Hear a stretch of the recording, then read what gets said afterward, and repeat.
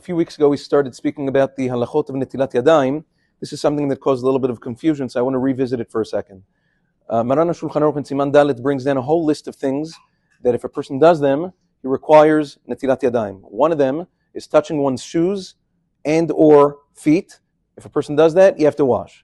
The question becomes, among the poskim, what's the reason why when you touch your shoes, you have to perform netilat yadayim? And there's an afkamina, la'alacha, between the reasons. Some say it's because the shoes are dirty. It's usually something that comes in contact with the ground, and therefore, since it's dirty, because of nikiyut, hygiene, you have to wash your hands.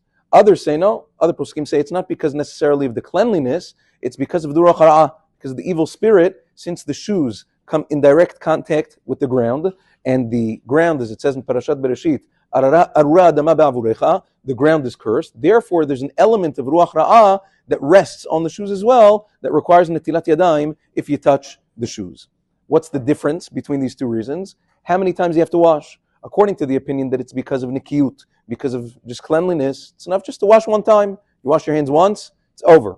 However, if the reason because of ruach ra'ah comes out, the ruach ra'ah comes off the hands after 3 times. La'alacha, Maran Zechon Varcha, in Yabi Omer Chelik He, Siman Aleph, he holds halacha that a person should wash 3 times after touching his shoes. However, very similar to coming out of the restroom, you don't need to do it with a keli. It's enough just to do it under the faucet 3 times on each hand, switching off, and you're fine. Now, there are a few other points over here. The Yabit in a Sefer Muruk Tziyah, also in Siman Dalet, he writes that if a person has new shoes, let's say a person touches new shoes that he hasn't worn yet outside, la'alacha doesn't have to do netilat yadayim. First of all, it's clean. Second of all, it didn't yet come in contact with the ground, and therefore, no netilat yadayim is necessary. Also, what happens if you just touch your shoelaces or socks?